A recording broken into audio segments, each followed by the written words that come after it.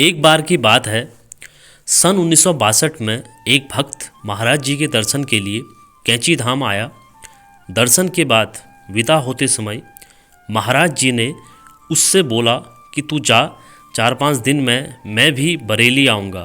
वो भक्त अति प्रसन्न हुआ और लौटने के चौथे दिन से ही वो अपने एक आदमी को डॉक्टर भंडारी के घर भेजने लगा, ये देखने के लिए कि महाराज जी वहाँ आए हैं या नहीं। महाराज जी जब भी बरेली आते थे तो डॉक्टर भंडारी के यहाँ ही रुकते थे। नौकर गया और देखकर आया, परंतु वहाँ महाराज जी नहीं आए।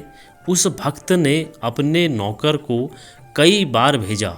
नौकर को हो गया कि अरे बार बार क्यों भेजते हो, महाराज जी तो आए ही नहीं। उस समय महाराज जी के उस भक्त को बड़ा तेज बुखार था, लेकिन कंबल ओढ़ के वह डॉक्टर भंडारी के घर गया, यह देखने के लिए कि महाराज जी आए हैं या नहीं।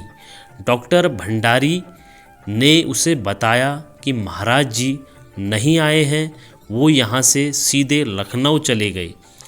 महाराज जी का वह भक्त हताश हो गया और रो पड़ा और मन ही मन कहने लगा कि महाराज जी बरेली क्यों नहीं आए, मैं तो उनका इंतज़ार कर रहा था।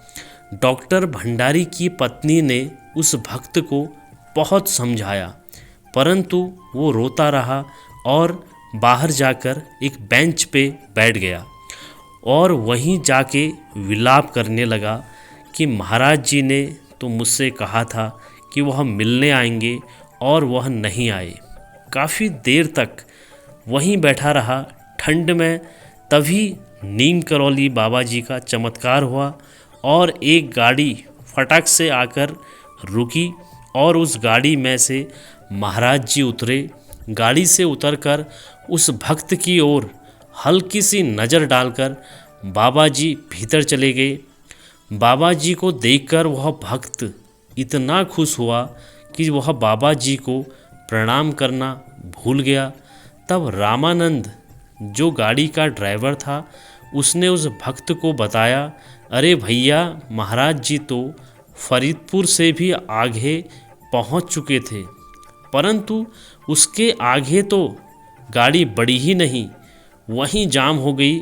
और महाराज जी कहने लगे, प्यारे लाल रो रहा है, चलो वापस बरेली। अरे भैया हम तो 17-18 किलोमीटर दूर से वापस आ रहे हैं।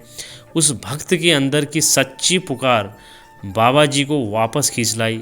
तभी दोस्तों कहा गया है, भगत के वश में है भगवान। जय नीम करौली महाराज जी।